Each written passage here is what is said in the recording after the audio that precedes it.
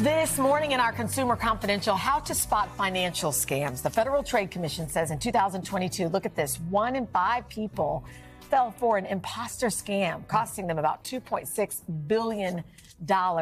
Even Bravo's Andy Cohen recently revealed on Today that he was the victim of a scam. So we have CNBC senior personal finance correspondent Sharon Epperson here to tell us how to protect ourselves. Good morning to you. Good morning. It's almost like a thread through the show because we just had Jake Ward here talking about, well, thanks to technology and AI, we can make us safer. But that same, all this technology is also making it easier for scam artists to make us feel like, you know what, wait, this bill collector, this debt collection business, this might be legit. Exactly. So we're thinking that that's something, they'd say something that makes them think they know us. So this has to be a legitimate company. But the thing you need to know is if they're intimidating you, if they're putting pressure on you to pay, and if they're giving information that you don't know how they really got that information, that's a red flag. So if they're claiming that they owe your money and it's a fake company and there's harassment, intimidation involved, don't do that. What you need to do is know that no debt collector can contact you except between the hours of 8 a.m. and 9 p.m. your local time. Okay. And if you've set up parameters already with the debt collector about how they contact you,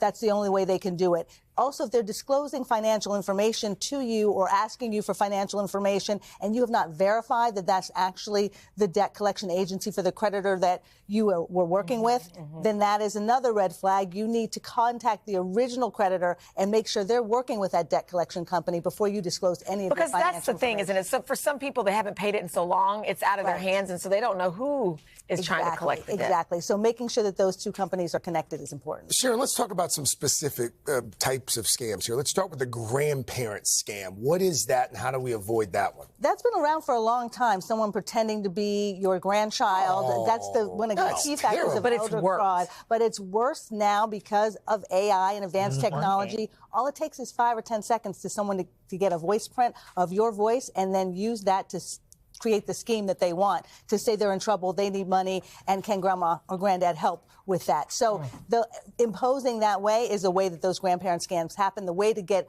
around that is not to answer any call or text from a number that you don't recognize. If someone that says that they're the grandparent, call them back and say, okay, let me call you back. Or come up with a safe word, some word between the two of you that you know when you call that that's really them. And then also, if you're concerned, there may be a family member or friend that you can text or call to say, are they even home? Have you seen them? Could they possibly be calling me? Just so you know it's legit. That's good. Here's the one kind of interesting, the romance scam.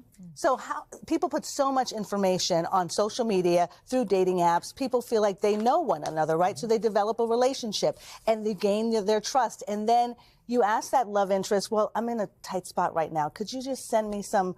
And then that's how that scam happens. And so it's very important, again, red flags. If someone in your family or friend says, you may want to check this person out, listen to them, do that. Don't share any of your information on these accounts that's financial or really personal identification information.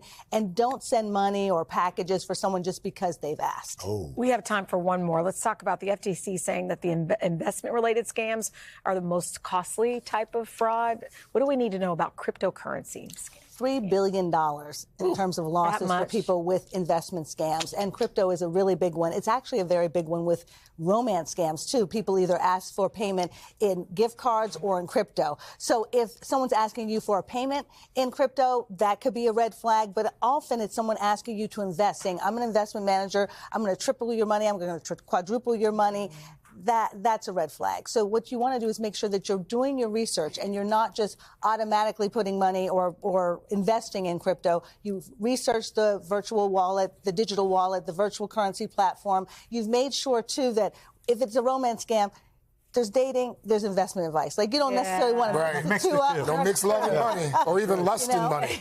And you also just don't want to pay just because you have an unexpected request asking you to pay for something. People are just so trusting, even still. The most important thing, though, is to just discuss what we've just talked about. Go back, you saw this segment. I'm going to tell my family members, my friends about it, because studies have shown that 80% of people that are just aware that these scams are out there don't get scammed. They don't get scammed. And if 40% won't lose money or won't lose their personal information, again, just by sharing this information. There you go. Sharon, I know, each one teach one. Sharon Epperson, thank you. Always. I love your saying. I don't know where that came from. Hey, thanks for watching. Don't miss the Today Show every weekday at 11 a.m. Eastern, 8 Pacific on our streaming channel, Today All Day. To watch, head to today.com/allday or click the link right here.